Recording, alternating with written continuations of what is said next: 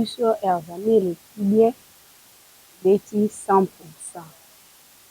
Beti 100%, yango tozali kopesa merci na mama Sylvie Diamba. Ndenge asungi biso na ba circonstances nyonso, bato ebele bazalaki na makoki ya kosunga biso, mais basungi biso te, mais abwaki biso te, alandi biso ntina suka makambo, yango tozali kopesa merci. Nzambe apambola ye, apambola mpe misala na ye oyo azali kosala ekende liboso, esheki ezala te po azwa courage ya kotika biso te, ya kokoma na biso ntina suka.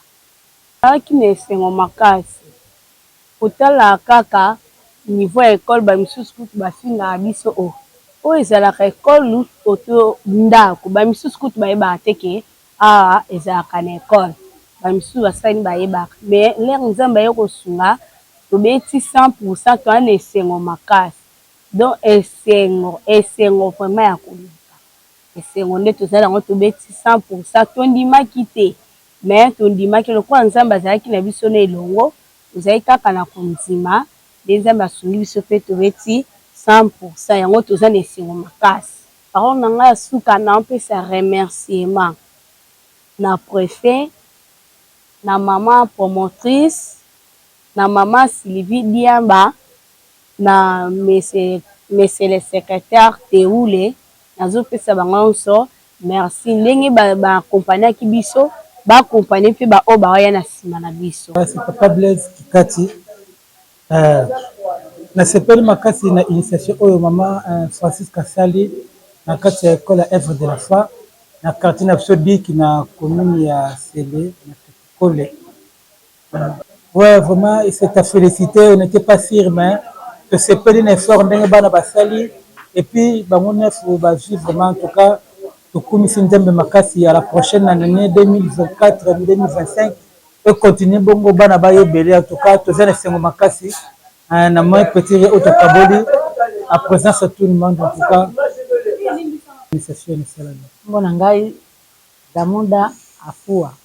Ngai naza moboti atake ngai ndenge nazali boye nasepeli makasi mpe napesi mama Francisque bolamu ezongela ye ata malasa po bana na ngai moko kutu bazalia bakoko na ngai bazalia soki 5 batangaka kaka awa bango nyonso balekaki moko nde aleki te wana nde pene epesaki nga motema mpasi moko adouble lisusu namonaki mabe kasi nasepeli makasi oyo nyonso mpo tozali kondima te alobi te diplome bana yawa bakozwa diplome lokola bazwaki boye atuka bato nyonso na mala na bakamwe na plébiscité mama alobi tosalela ye mpona bana batonda nakanisi na mbula oyo bana bakozala awa ebele mpo kolanda bolingo na amour oyo mama azolakisa mpona mabele oyo biso na kati ya komine ya Selende na yebisa bitu tosepeli makasi na bano bazwi diplome ntango bakomona ne baninga na bango ndenge bakei bongo bazweli bango na charge nakanisi awa bana bakozala ebele tokotinda bana ebele mpona nini bana baya kotanga bazwa mayelo baninga bazwi na lelo mbote mingi nzambe apambola o Manix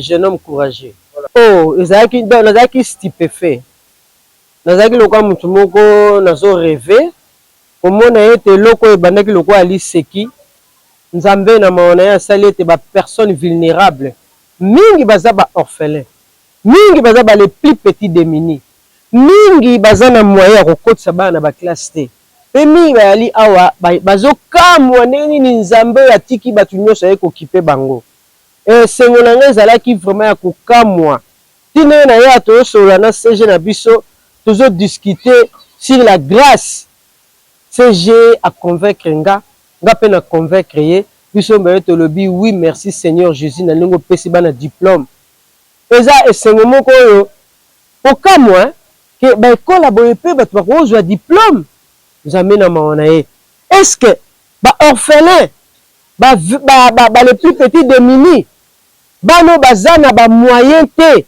nzambe mpe apesi bango badiplôme oyo eza makambo ya semence rejeté oyo que Dieu a récupéré pour na kopesa vie yango wana esengo na nge eza ke le même Dieu qui a donné le diplôme ye wana lisusu asali ete mama Sylvie Diamba a continué susu komema yango na université. Oh, ça c'est la main de Dieu. C'est la main puissante de Dieu.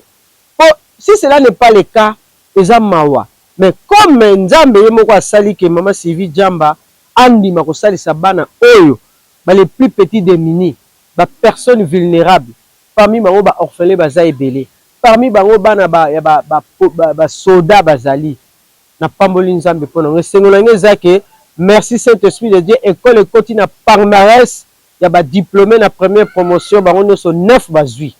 Essentiel, l'État congolais à reconnaître l'école Oyo dans l'immédiat. On a œuvre de la foi et baneka le quoi liseki. Quand tu as un papier, tu as une mécanisation, tu as une école ni une mécanisation, tu as la psychose. Donc tu as un droit à mécanisation pour donner encore les meilleurs. Parce que awa première na bango, na kanisa za na combien 64%. Première 64%. Na minute on a un ministre qui peut école. Balela misu na yo, tala contre ndenge ezali. Soki bano bakomo zwa ba diplôme, bango moko baza capable ya ko bongisa ba côté na bango. Koloba na gouvernement, koloba na parlement, na assemblée, na sénat, pour courir kota maye kota bango mo bako défendre. Ezala kutu bako kitsa kutu tâche que bango mo bakomi ko défendre ba côté na bango. Na sengi na o ministre, au côté sa école oyo na motema na yo. Ba maître na ba professeur, tout le monde qui donne cours ici, au bazan a droit à mécanisation, bazwa mécanisation. Bana o bazawa mingi bazali awa bazaba les plus petits démunis. Bango pe baza na droit à éducation ya propre. Susi na ngane wana gouvernement aye ba école oyo. O mingi ba bimi pe na kati ya ba sita modèle oyo. Na sengi merci mingi pa na bango. Maman Sylvie Diambaza sélectionné par la grâce de Dieu. Mais dans le numéro était belé sous batikel ba aux la sélectionner. Donc même makambo ti na ambassade à Belgique, ambassade à États-Unis, ambassade à Canada, ba ambassade ba yebake rôle na bango pe na ba pays eza ko sembola maboko.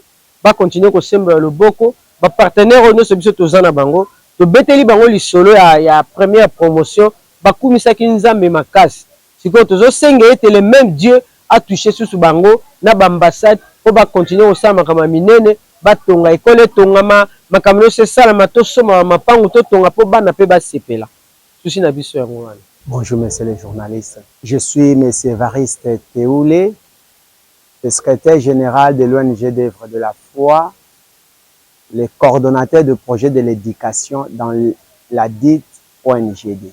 Par rapport à ce résultat, je rends d'abord hommage à Dieu parce que c'est lui qui est l'auteur principal de ce diplôme.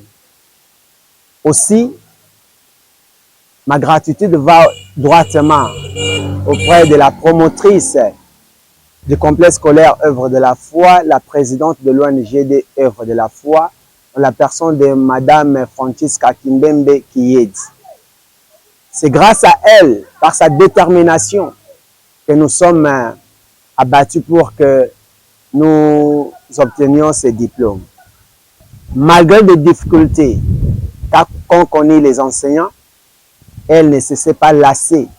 Elle était toujours déterminée pour contacter des partenaires et Dieu a fait grâce qu'il nous a donné l'une qui est potentielle, en la personne de Maman Sylvie Djamba, qui nous a toujours soutenus, que ce soit à l'école comme à l'orphelinat. Elle nous a toujours assistés et surtout encore pour sa détermination de conduire cette première promotion à l'université. En tout cas, là où vous êtes, Maman Sylvie, je vous salue. Et avec le papa aussi, sans oublier aussi notre fils. Par rapport à cette promotion, les gens pourraient s'y étonner, mais nous savons que les pensées des hommes ne sont pas les pensées de Dieu. Ces élèves, ces enfants que vous voyez à ma gauche et à ma droite ont mérité, malgré des souffrances, et ils se sont donnés, ils ont accepté les conditions de l'école et ils ont honoré cette école. Et à vous, le public qui nous écoutez, je vous félicite aussi parce que je sais que là où vous êtes, comme elle a dit, la promotrice, vous ne manquerez pas de défendre ou de porter notre cause auprès des autorités pour la mécanisation de cette école. Oui, comme je venais de le dire, l'année 2023-2024 n'a pas été facile. Du fait que même les enseignants, des fois, n'ont pas reçu quelque chose comme rémunération. Les enfants aussi, ce sont des enfants démunis. Il y en a des orphelins, il y en a des enfants dont les parents travaillent à la fonction publique, mais qui ne touchent rien. C'est-à-dire, pour obtenir ces diplômes et ces résultats, c'est avec beaucoup de peine. Et nous demandons que le gouvernement ait un œil en tant que papa, en tant que père de la nation, sur cette école, pour que ce qui s'est passé, malgré les difficultés que nous avons connues, que l'année 2024-2025, nous ne puissions pas subir les mêmes difficultés. Le dernier mot est que je félicite ces jeunes diplômés, malgré les difficultés qu'ils ont connues, mais ils sont arrivés à bon port. C'est-à-dire qu'ils ont décroché les diplômes d'État. Maintenant, ils sont pris à l'enseignement primaire, secondaire, professionnel. Maintenant, ils sont disponibles pour aller maintenant à l'enseignement supérieur. C'est-à-dire, ils ne seront plus dans l'année scolaire, mais ils sont déjà intégrés, ils intègrent déjà les années académiques. Et là où ils seront, je demande seulement que les professeurs de là puissent aussi apporter un bon enseignement pour permettre qu'ils soient des bons cadres dans les pays. Et surtout, j'ai insisté pas 3 fois pour dire que la partenaire potentielle qui a accepté déjà de soutenir ses enfants, que Dieu vous bénisse, que Dieu vous garde, que Dieu vous sécurise pour que votre projet qui est de soutenir ses enfants soit réel et réalisable. Le Dieu des armées ne manquera pas aussi de vous bénir. Dieu bénisse Maman Sylvie Tamba. Que Dieu bénisse Maman Sylvie Tamba. Bénisse Maman Sylvie Diamba au nom de Jésus-Christ. Amen.